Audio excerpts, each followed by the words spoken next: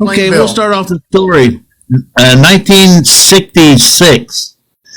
Okay. I was in Udon Thani, and I was hanging around there. We were waiting for a duty assignment because I was MACV.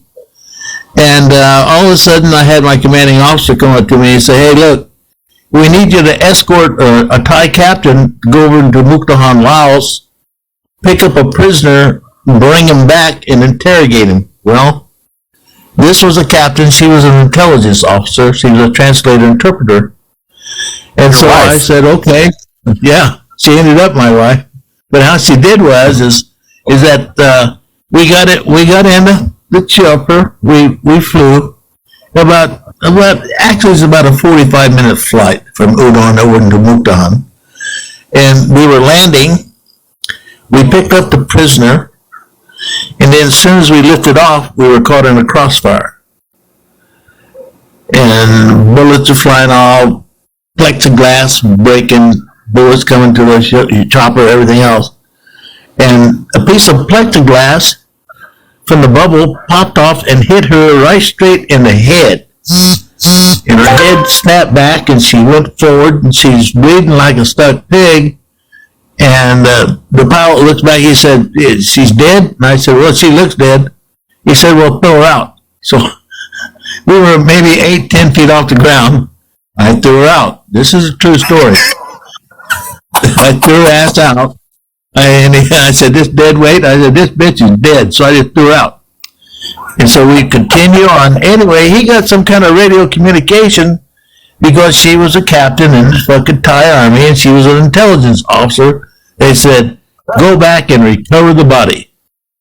Huh, why do we have to go back? She's fucking dead, you know? They're not going to get any information. But little did you know. Yeah. But anyway, we circled. We dropped down. The gunner and I, we come up and we drag her ass into the chopper. And we take the chopper. And she was alive. I couldn't believe it, you know. She was alive. And the piece of plexiglass was still in the front of her head. And because her, a head wound bleeds really, really bad. You know what I'm saying? And so she was still breathing. She was still alive. So we took off. It was about maybe 30-minute flight back to Udon Thani to the medical facility. And we landed. We got her into a hospital. And I thought nothing about it. I made her an incident report. You know what an incident report is? Yeah. After we did everything, and I had to write what happened. And so about a week later, I started feeling guilty a little bit. So I said, naturally. I said, I think I'll go check on her. And so I went to the hospital, and I said, "I'd like to inquire on how's this captain doing?" And they said, "Well, she's okay. She's awake." And so what I did was I walked in. I went down to the little BX they had down there. I got her a box of chocolate covered cherries. And so she could do it, but throwing her ass out of the fucking hill, man. But she didn't know that. She didn't know that at the time. And so I walked in, gave her her cherries. And then I did this about 3 times. And then she had read the incident report that I had written out. Yeah. And then she found out that I was the one that threw her out. But anyway, when I walked in there, I want to hear how you ended up marrying her. Well, I wouldn't think. But anyway, I went in to get my 3rd box of chocolate covered cherries, and she looked at me real serious like. She says, "Sergeant Fletcher." I said, "Yes, ma'am." She said, "You're the son of a bitch that threw me out, aren't you?" And I said, Yes, ma'am." And she says, "I won't forget this." And so I went along my business and everything. So she was in there for about 3 months. She was in there for about 3 months. They stitched her up and everything, and she was into rehab and blah, blah, blah. But during that 3 months, I come visit her. And over the months, it took me about 3 months to get on her good side. And then when she was discharged, I said, how about a cup of coffee, you and me? And we went and had coffee down at the commissary, and that was it. And then that was it. We started seeing each other, and 6 months later, we got married. We got married. 50-something years? 52 years, did you say? 51 years, almost 52. 51. We stayed married. We stayed married for 51 years, yeah. Dude, that's fucking badass. What's up, Georgia girl? How you doing?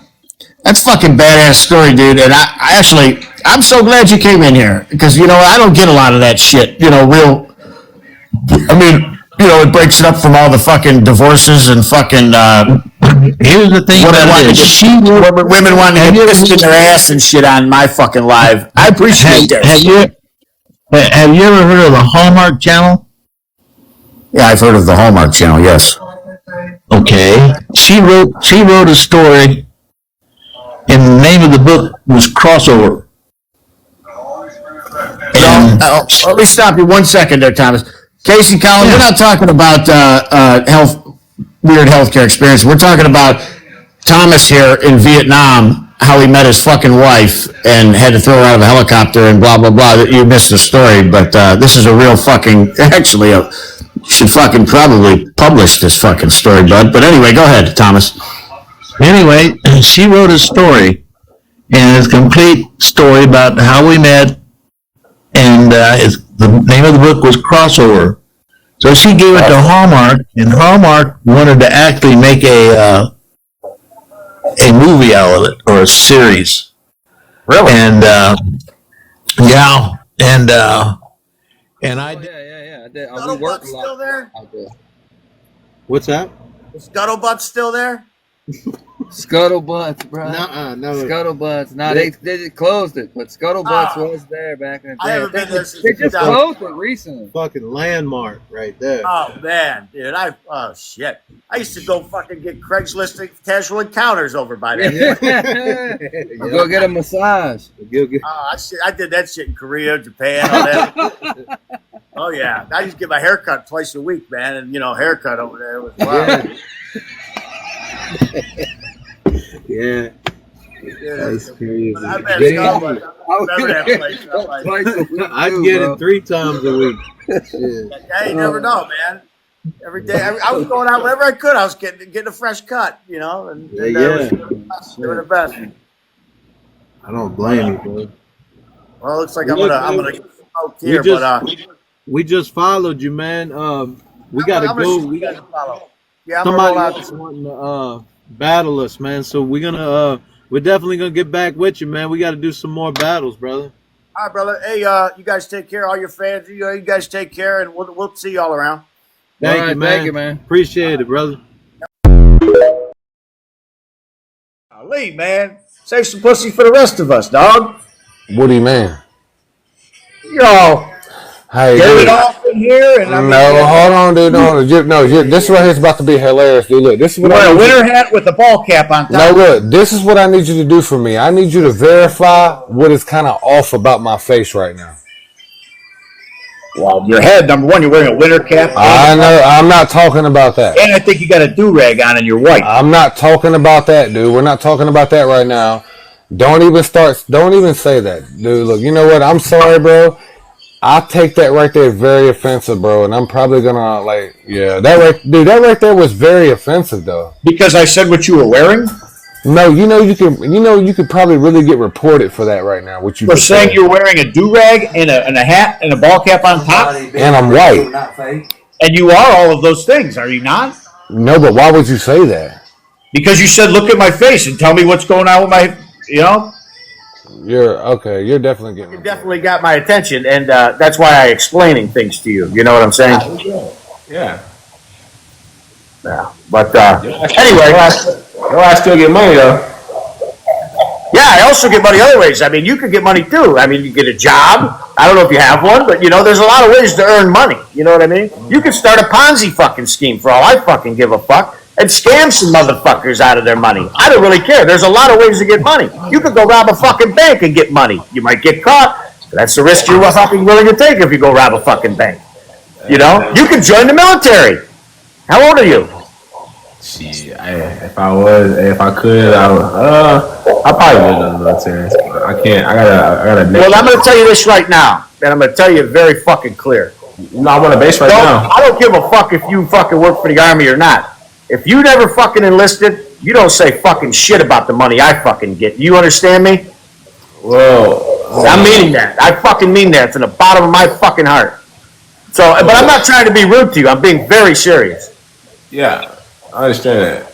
Well, I mean, You mean what? Say what you mean. Mean what you say. I want you to tell me. I work with plenty of people that's in the Army that's So what? I work with fucking people, retards every fucking day of my fucking life. Does that make me fucking an advocate to fucking special needs? No, it fucking doesn't.